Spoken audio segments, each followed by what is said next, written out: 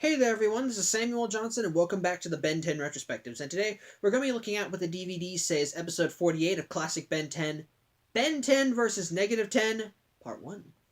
And of course, many of you can probably argue the fact that this was a 1 hour special when it was first aired on TV, to which I respond with, again, I'm going by the DVD order. It's a two-parter on the DVDs, and if you want to get even more technical, I can also make a list of other episodes I got out of order, especially the one I did last week, which was actually the final episode of the series. But that is then. This is now. I doubt anyone's gonna have that argument now that I've acted like a dick and brought it up. But anyway, let's talk about this episode. It's pretty much nearing the end of the summer. We're kind of disregarding Goodbye and Good Riddance because that was a lost episode, and even then it was aired after this. The episode opens with Max stopping by summer camp to pick up this kid named Cooper, who is the grandson of one of Max's old plumber buddies. When he gets inside, he finds Ben and Gwen arguing over a phone because they want to be this 10th caller to win a ticket to this movie premiere. But just as they make the call, Max hangs up the phone, so they lose the chance of getting the ticket. But Cooper says that he has an extra ticket because his uncle worked on the shoot, so Ben and Gwen immediately start acting nice. But in the meantime, as they go to drop Cooper off, we cut to Fort Knox, where we see the reappearance of the group of villains we have not seen since season 2, the Circus Freaks, who managed to get into Fort Knox, but just before they fight the guards, it turns out they're working with someone, namely Sublimino. And at that point, we cut back to the Rust Bucket. Ben and Gwen are still trying to make nice with Cooper, who briefly mentions that he's good at computers and machines, but before they can butter him up some more, Max calls Ben and Gwen to the front of the Rust Bucket, and it turns out that he was somehow hacking. He hacked into Fort Knox's cameras, and he sees the Circus Freaks breaking in. Of course, you're thinking, wow, huh? This is supposed to be the Tennysons realizing that the Circus Freaks are breaking in one of the most secure banks in the country, which I respond with, why was he looking through Fort Knox's cameras in the first place? I suspect the Rust Bucket needs repairs, but that is that. Of course, Cooper sees the footage, and they try to make some excuse, but it turns out that Max kind of goes against his own word of the less people who know, the better. As it turns out, he actually told everything to Cooper's grandfather, who in turn told everything to Cooper. So he knows about the Omnitrix, Gwen's magic powers, and everything else. So of course he's in on everything. So everyone goes to Fort Knox, but when they get there, they find all the guards are hypnotized. Some think they're chickens, while others are pretty much shooting at anyone who comes close. So Ben goes alien, is able to fight off the guards and save the ones that are hypnotized, but a group of other guards come in and almost get the drop on him with a bigger gun, but just before they can get to the Tennysons, the forklift is driven right into them. And it turns out that Cooper's expertise in machines is a lot bigger than we think, as it turns out he was the one that was able to hack it using just a wrench. Don't know where he got it, but anyway, they managed to get inside the vault, but it turns out that the Circus Freaks and Sublimino didn't steal any of the gold. It's all still there, except for maybe one section, which they check out, which turns out leads to a hidden basement, and Max identifies it as an extra plumber base, but something's just not, but they're wondering but Max doesn't know why they broke into this place, or how they knew about it, so he's just wondering what's going on, but anyway. You see this, we cut to it turns out that the Circus Freaks stole this strange device that looks like a key. They don't know what's going. Of course, they don't know what's going. Of course, they're angry at the fact that they've broken into Fort Knox but didn't steal any gold, on top of working with Sublimino. But it turns out the person they're working for is the Forever King from the first episode of season 4, Perfect Day. In his first appearance after that one, that's kind of one fault I have with this episode, and as a whole, there was no major build up to it, but. Of course, they're angry. So Azabreath, says that he's going to organize a coup. But turns out the Forever King has his own little robotic ninja who rather easily takes care of the Circus Freaks, either because he's just that good or they're just that dumb. I think either one works, because if I recall, the Circus Freaks, they're not that good. They're powerful, but they're not fighters. They really are just goons. But bottom line, after they're taken care of, we cut back to the Tennysons. Cooper managed to. It turns out Cooper's also been messing with the rust bucket as he got autopilot on the rust bucket and actually organized a giant boost. Actually, souped up the boost on the rust buckets. It's really amazing. It's actually pretty amazing. But and Max also manages to hack it, activates this scanner that shows all the plumber bases all across America, but the one in Seattle is going nuts. So using this new boost, they managed to get there, though they almost crashed because Cooper forgot to install brakes. But thanks to Ben going Diamond Head, they managed to get out of it. But just when they get to the base, they see people running out of the they see people running away from the Seattle Space Needle, and comes out Clancy from the Side Effects episode. And this is actually where we first learned his name, as I mentioned in the Side Effects episode. You don't learn his name until this episode. This is when we first learned, because his name was never spoken in Side Effects unless you read the credits. But he's one major difference, as he's still wearing the same clothes, but Ben manages to shred them, and it turns out he is now a giant bug man. He doesn't talk it. I don't know how. On one hand, this is intimidating, and it makes him a more threatening villain. On the other hand, it's never explained. They never explain how Clancy is a giant bug man now. I'm not kidding. They don't even acknowledge it. There's no shock and awe or surprise. It's just giant bug man now. But anyway, that's another nitpick. Ben is able to subdue Clancy or get him to retreat. So they go inside the Seattle Space Needle and they use a secret code on the elevator to get to the plumber base, but as they're going up in the elevator is stopped by another, I guess I can say B-list villain, because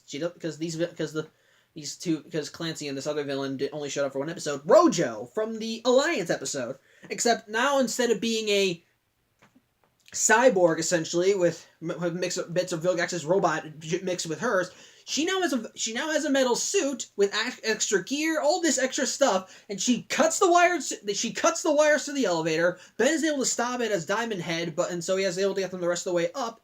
And upon getting to the top, it turns out there's a third villain here, Charmcaster, who Rojo is bragging to. They're both looking for something, so the Tennysons think, that we have them. They don't know we're here. They think we're dead. We can get them by surprise. But then who should show up but the Lost Sensado himself, Animo? And yes, it is glorious. He makes an entrance. He says they're late for his appointment, and he has a giant bat again. It's not the Heat Blast bat, but it's good enough as it spoils their cover, cracks Ben's diamond skin, though it disappears later, and pretty much it becomes a battle between the Tennysons and these three villains, which ultimately Clancy joins into. It's getting really nice as you see all three Tennysons fighting off against these villains, and even a magic duel between Gwen and Charmcaster, because Gwen is able to use a force field spell, but Charmcaster pretty much insults her, saying that she knows nothing about any of this, which gets Gwen mad. So there's more fighting, but Clancy joins the fray. Just things are getting more wild. But eventually Rojo is knocked back into the plumber base, and she sees that, and when she looks down, she finds another one of those robotic keys. She runs out saying she got it. Max sees her, and he makes a realization. He says they're about the key, of course, and so he tells them they have to get Rojo. They manage to get the key away. They do manage to get the key away. Ben manages to pin her down and gets the key, just as the Omnitrix times out. But the villains are still getting the upper hand. They throw it to Cooper, who drops it off the Seattle Space Needle. He thinks everything's fine, but Dr. Animo was down there. He got the key, at which point all four villains retreat, and so the Tennysons hit the road again, and Max reveals that that key was one of two, and that the other one was most likely stolen from the Fort Knox base. It turns out that these keys are the means to obtaining a great energy source called sub-energy, which the plumbers have. It turns out that in the day, the plumbers helped catch this alien fugitive, and as a token of appreciation, this fugitive species gave the plumbers this rare form of energy called sub-energy, which was so powerful. Max said it made all the Earth's nuclear generators look like wind-up toys. But because it was so powerful, the plumbers didn't believe that anyone should be able to use this sort of thing. So they locked it up in the Mount Rushmore base under a tight force field. And the only way you could unlock the force field was to use these two keys. Of course, the Tennysons are all under the impression that the Circus Freaks were the one behind this, but Max pretty much puts together that the Circus Freaks could not have put all this together. They're too dumb. So someone else must be doing it. So They managed to get to Mount Rushmore, but they're shot before. But the rust bucket's shot at before they can get in. And once they arrive, we finally see a scope of what's going on. It turns as we see all of the villains that the Tennysons have faced. Well, not all of them, but pretty much a lot of them. The Forever King and his ninja. And we finally learn what this is. And we finally just kind of see the scope of this as he reveals the name of this group as the -10. A group made up of the villains that the Tennysons have faced, all wanting them dead. And it actually is a pretty intimidating moment. And that's pretty much where it ends in this episode. I want to go into more detail. I really do. But this is, again, I'm just going to try and cover this spot. I'll talk about my thoughts about this thing as a whole altogether when I get to part 2. But needless to say, it really is a nice beginning. I'm not really going into too critical about this one, but I think really any problems I can think of are nitpicky. I think one problem I have is Ben and Gwen trying to butter up Cooper, which really does not add much to the story. On top of that, again, as I mentioned, there was no build up to this in any of the season, but I think what helps make up for that is just kind of the scope of seeing this. I mean, okay, it's also made up of B-list villains like Sublimino, Rojo, and Clancy, who were all just one-episode villains and who were never seen or heard from again. In fact, I don't even think Sublimino has a line in this entire thing. He never spoke. But I think what also makes up for that, and I think that's actually a good thing, is again, I thought that Sublimino was just kind of a lame villain just simply for his personality and demeanor.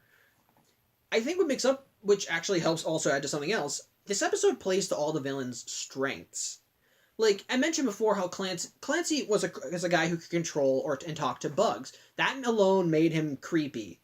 Now to see him not only do that, but to be a giant half-man, half-bug is really disturbing. And then there's Rojo, who I mentioned was kind of a generic robber who got power. Admittedly, while that was kind of a dime a dozen, what helped make her entertaining to watch was that she enjoyed doing that. She again, it didn't make her complex, but it did show her to be a relatively nice villain. She was just pretty much a sadist. Now that she has her gear, it's back up to 11, and she's just loving this. And what makes it even nice is that her personality and Charmcaster's so contrast each other. They're similar, and because they're both egotistical, they both butt heads. They both butt heads briefly. It's rather nice. And of course, you got the circus freaks. They're the dullards. Just the fact that they got teamed up with Sublimino was rather fun, because even to them, he's an insult, even though he was able to hypnotize all the guards into not only being chickens, but lethal weapons. And then, just to introduce Dr. Animo, and his entrance was great. It is amazing. But I think that's really just kind of the whole bulk of this. This whole episode is setting up for the second half, and it does it well. It introduces the villains bit by bit, and you just see kind of this, and you just kind of feel and you just kind of realize just how bad things are as each villain comes in. And it really does work. It helps set the mood. While it is, and again, this is all despite the fact that this episode had no build-up, but just to see all these villains come together and all of them working to their strengths is glorious. And it does well. And I just kind of I like that. And while I'm at it, I might as well talk about Cooper. He was introduced I don't know why he was introduced. I think maybe it was for Alien Force, but I'm too lazy to look it up. But I think he's an okay addition. He's just here to be an extra character, so to speak. He does serve the plot later, but otherwise he's just kind of there as part for the plot. But otherwise he is a nice kid. Well, and again, it does kind of get to me that Max, despite the fact that he always says the less people who know the better, he actually goes on and tells his plumber friends, even though when they first met Phil, he didn't want to tell him. Even when they met his friend, even when they met Mr. Green in the Benel episode, he didn't want to tell him until Ben transformed into Wildvine. So, I don't know. That's a nitpick. Again, it's a nitpick. The real meat of this episode is just building up to the second half. And just seeing all these villains keep appearing and just realizing how screwed the Tennysons probably are is really a nice indicator. And I really think that's all I can say about this. I can't go into too much detail without going into the second half. And I want to talk about the entire thing as a whole, but I still want, but again, considering how these things are, I just want to briefly go over my thoughts on this one. And as a beginning for this, it actually is nice. I actually do like this. Just kind of seeing these villains come together is really fun, and that's just kind of it. I think that's really it. It's a first part. It's nice at building things up, and just kind of fun to see all these villains together. So, yeah, that's really all I can say without talking about episode 2, without talking about part 2. So, yeah, that's it. Sorry. So, but anyway, thank you for watching. Anyway, I'm Samuel Johnson, and tune in next week. We will get part 2 of the series or season/series finale of classic Ben 10. So, yeah, again, thanks for watching. Sam Johnson. See you next week.